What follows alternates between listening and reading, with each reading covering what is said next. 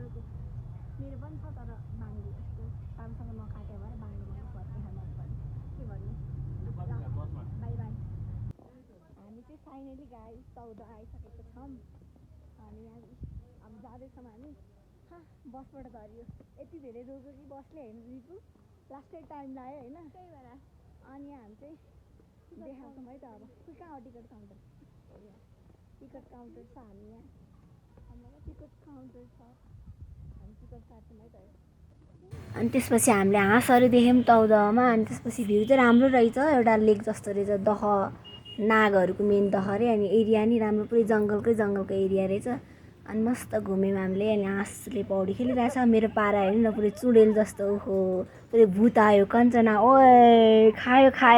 guys मेरो कपाल हेर्नु उडेको मस्त उडाएको मैले भू जस्तो बनाएर तर्साउन त्यस्तो चटकहरू देखायौँ हामी दुईजनाले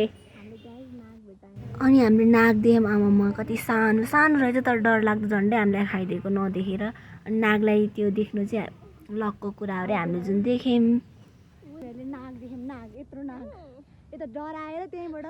पिसाब फेर्न लागिसकेको थिएँ कट्टुमै होइन मैले केही हुँदैन दिपी के नडरा त भन्दै बोलाएछु अनि बल्ल आयो यतिको भए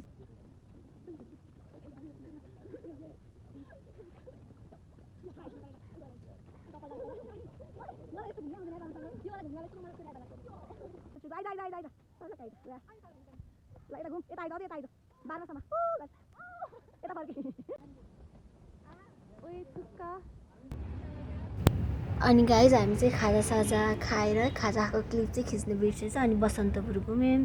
म र मेरो साथी यहाँ भ्यूहरू वाउ भन्दै हामी वाउ कस्तो गर्मी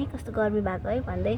हामी दुईजना चाहिँ यहाँबाट ब्लग इन गर्दैछौँ ओके बाई बाई गाइज